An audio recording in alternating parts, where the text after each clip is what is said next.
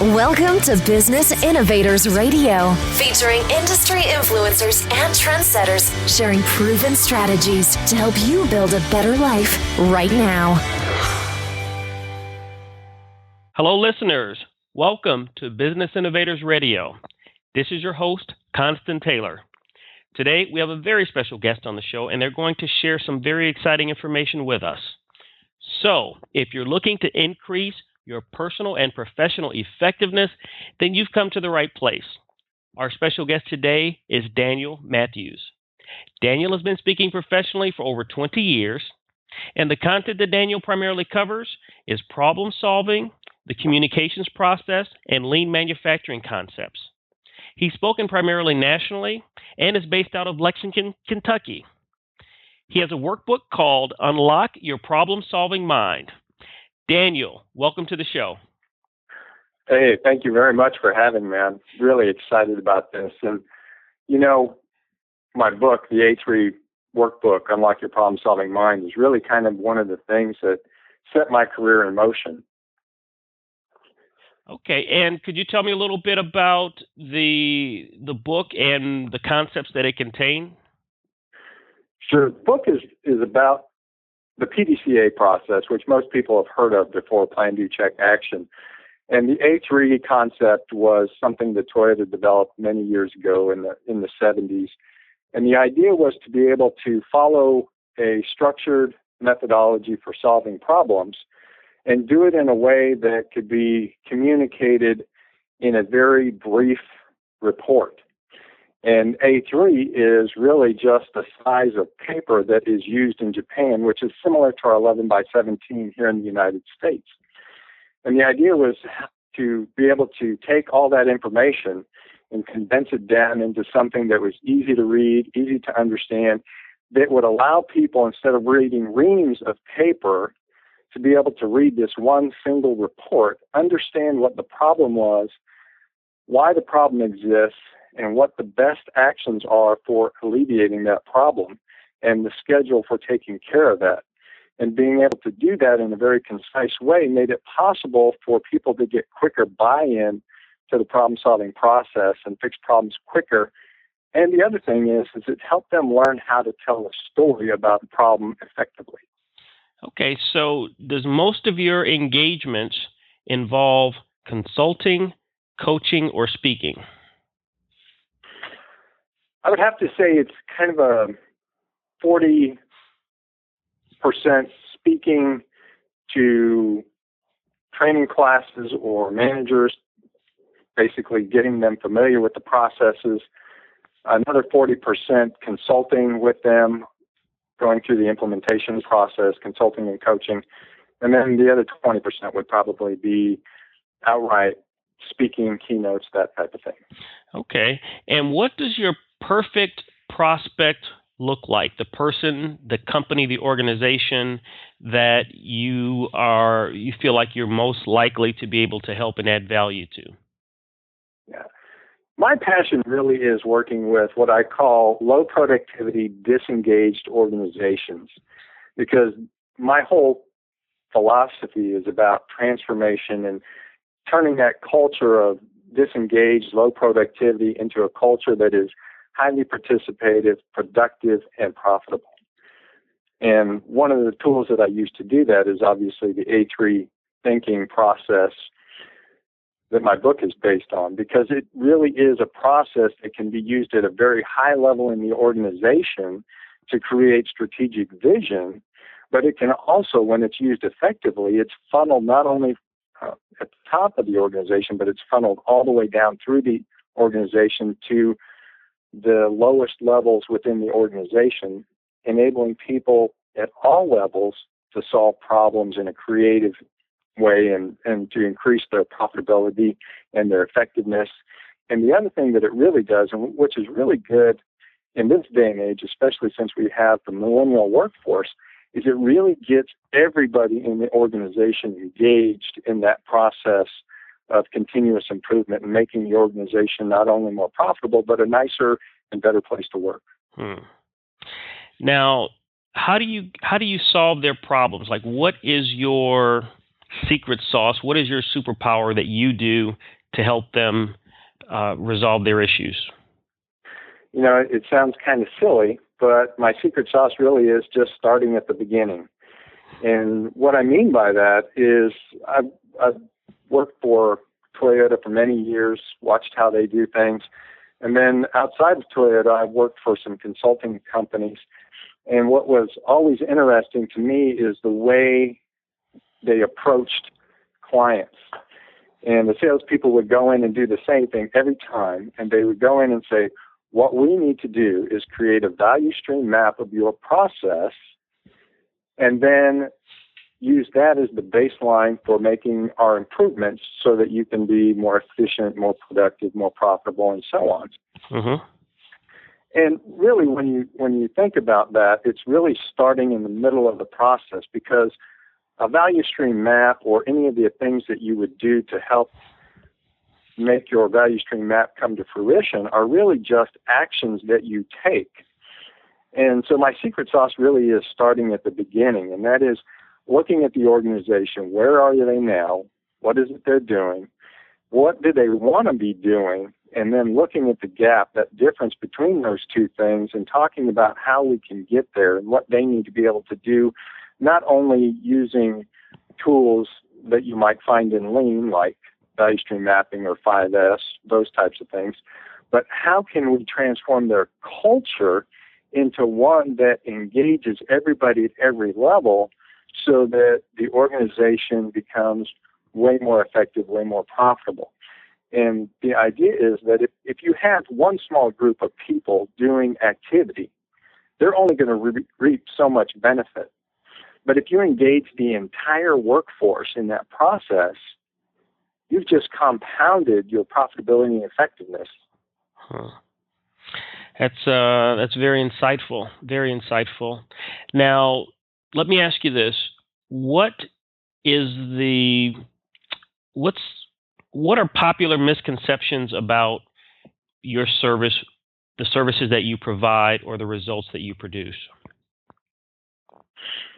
You know, I think the thing that comes to mind for me is the fact that change or transformation doesn't have to be painful. You know, most of us, we're used to doing the things that we're doing, and it becomes a rhythm and it becomes comfortable. And when an organization or an individual wants to make a change, there's a bit of frustration, there's a bit of sometimes anger that goes along with that. And there are really two things I think that contribute to that. Is one, when an organization wants to make a change, many times what they do is they just spring it on the people.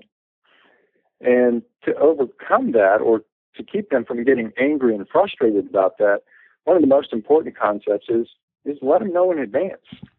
Let them know what's going on. Let them know what that situation is that you're dealing with and why you might be thinking about moving in this direction.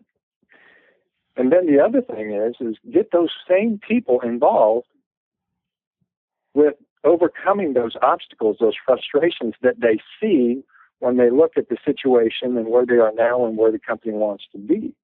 And that can lessen the pain of that transformation, because everybody's involved. Everybody has had that opportunity to engage and make a difference and to make that come out the way it needs to be. And I was talking to somebody the other day that was talking about a program they're putting in place. And this is a really large company that has several locations across the United States. And they're very, very, very frustrated because management has, at the highest level, has decided to do something.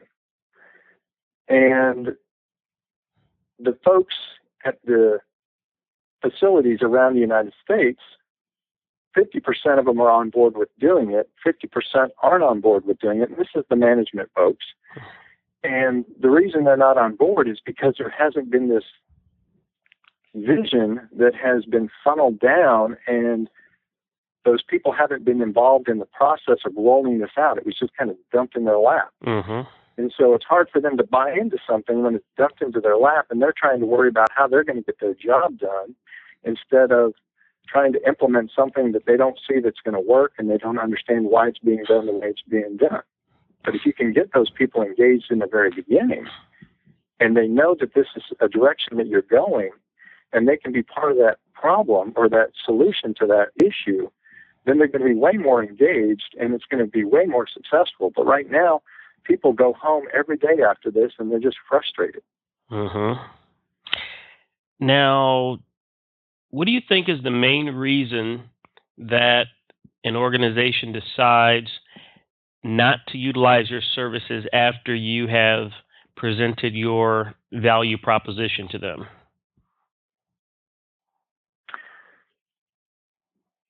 I guess the biggest reason might be that they don't necessarily understand how what I'm going to do, how the cost of that, because they always seem to base decisions on cost, how the cost of what I do is going to be recouped through this activity. So many times what I do is I actually have a couple of different programs where I go in and I tell the customer, I said, we're going to put this in place, and it's this is the fee for doing that. But I guarantee them that when they go through that process, if they follow the process and they do it the way it's outlined, they're going to recoup those costs and more. So there's really no reason not to buy into that, because they're getting that guarantee up front that says, hey, if he comes in, he does this, we're guaranteed to get X number of improvement. Mm-hmm. And so many times that's enough to get them over the hump. But still, some people are questionable about that. Do you ever dollarize or give them a ROI figure? Well, usually what I do is based on the cost of whatever the program is, based on the proposal that I provide them, I usually give them a return on investment. And it's something that you can't necessarily guarantee. You can't guarantee a specific ROI. And the reason is because if they don't follow through with the activities, then they're not going to get that benefit. But what I can do is I can show them historically what other folks in their industry have been able to accomplish when they follow through. Mm-hmm. Now, I think you started your career with Toyota, or you have a significant amount of experience with Toyota, and that has been the foundation of the principles that you teach today. I'm a big fan of Toyota. I go all the way back to my research with Deming and him taking the concept there after being rejected in the United States, and have a huge amount of respect for the organization and the way that it's run. Having said that, what do you think about the challenges that Toyota has gone through in the past several years with the quality issues and that? Can you, if it's not something you feel comfortable discussing, I understand. Let me know and we'll move to another subject. Yeah, I don't mind commenting briefly on that, but I don't work for Toyota and I don't want to put words in their mouth. But my personal feeling is that Toyota has done a lot of good in the automotive industry, and I think many times because they are, and mostly because of our political system, I think many times they're villainized, especially when they have a situation where there is some sort of recall or quality issue. And of course, Toyota is the producer of the vehicle, but many of those parts come from other companies, and the quality doesn't necessarily meet the standards they're supposed to meet. And so I think within this country, sometimes we like to point the finger at Toyota because they are a foreign, quote, manufacturer. But in reality, many of their vehicles have more American-made parts in them than the big three. Yep, absolutely. I can attest to that. And now with the last 60 seconds here, is there one central concept or message that you would like to convey to the listeners so that if they don't receive anything else today, this is the message that I want you to get? I think for me, the biggest part is for organizations to think about the entire organization, especially when it comes to creating a vision or a mission or a transformation, is what is it we can do as an organization to get everyone at every level involved. And I don't mean where you just let people run amok and do their own thing. I think it's really important to create a very clear vision of what you're trying to achieve with boundaries, and then saying, okay, within these boundaries, what can you do at your level in the organization to help bring us there? And that's exactly what Toyota does. Many people think Toyota just let people do whatever they want to do, and that it was just, a free-for-all in terms of continuous improvement and that sort of thing. But that's not really the case. It really is based on a process. It's based on boundaries.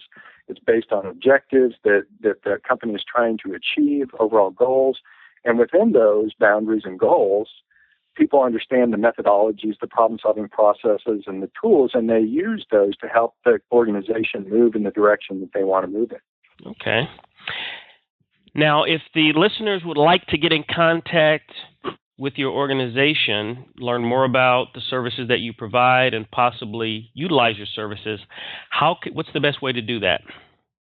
Well, the best way is you can go to my website, which is continuetoimprove.com. And the 2 is actual number 2, not the word. And it will take you straight to my website. You'll also find my phone number in the header. You can go to my contact page, send me an email. And if you like, there is an opt-in box on the home page where you can sign up for my free 3-part story finder MP3 and worksheet, which I use to help people learn how to create stories and tell leadership lessons that linger. Okay, excellent. Well, Daniel, thank you so much for coming on the show. That was very powerful and insightful information that you shared with our listeners, and we really appreciate it. All right. Well, appreciate it, and thank you for having me. Thanks for listening to Business Innovators Radio. To hear all episodes featuring leading industry influencers and trendsetters, visit us online at businessinnovatorsradio.com today.